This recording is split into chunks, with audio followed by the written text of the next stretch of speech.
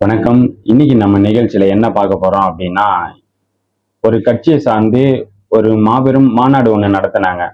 அந்த மாநாட்டுல டிவிகே தலைவர் விஜய் அவர்களை பத்தி திரு அன்புமணி அவர்கள் என்ன பேசியிருக்காரு அப்படின்றத ஃபர்ஸ்ட் பார்ப்போம். அதுக்கு முன்னாடி அவர் பேசினதுக்கு ரிப்ளைவும் கொடுப்போம். வாங்க ஃபர்ஸ்ட் பார்ப்போம். வரலாறு தெரிஞ்சுக்கணும்னு தான் போட்டுருக்கு. ஏன்னா நீங்க யார் யார் பின்னாடியே போயிட்டு இருக்கீங்க. அடுக்கு மொழியில வசனம் பேசினா முன்னாடி போயிட்டு இருக்கீங்க. சினிமாவில் நடிச்சா போயிட்டு இருக்கீங்க.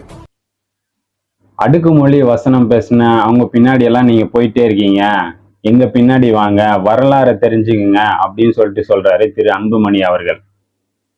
உங்க பொண்ணும் என்ன சார் பண்ணாங்க?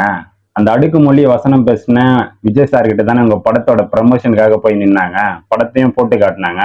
அப்ப எங்க சார் போனீங்க? ஏன் அடுக்குமொழி வசனம் பேசின ஒரு நடிகர் பின்னாடி அவர்கிட்ட ஏன் போயிட்டு நீங்க போய் படம் ப்ரமோஷனுக்கு போய் நிக்கிறீங்க அப்படின்னு சொல்லிட்டு சொல்ல வேண்டியதானே சார்? அப்பெல்லாம் எதுவும் சொல்லாம இப்ப மட்டும் ஒரு ஸ்டேஜ், ஒரு மைக்கு, ஒரு மாநாடுன்னு கிடைச்சா என்ன வேணா பேசலாமா சார்? நல்ல விஷயங்களை சொல்லி கொடுங்க சார். சும்மா ஏதோ ஒண்ணு பேசணும் அப்படின்னு பேசக்கூடாது இல்ல சார்? அடுக்குமொழி வசனம் பேசணும்னு சொல்றீங்க, ஜாதி அரசியல கையில் எடுக்கல சார், மதவாத அரசியல கையில் எடுக்கல சார், எல்லாரும் சமம்னு சொல்லி அந்த அரசியல கையில் எடுத்திருக்காரு தளபதி விஜய் அவர்கள்.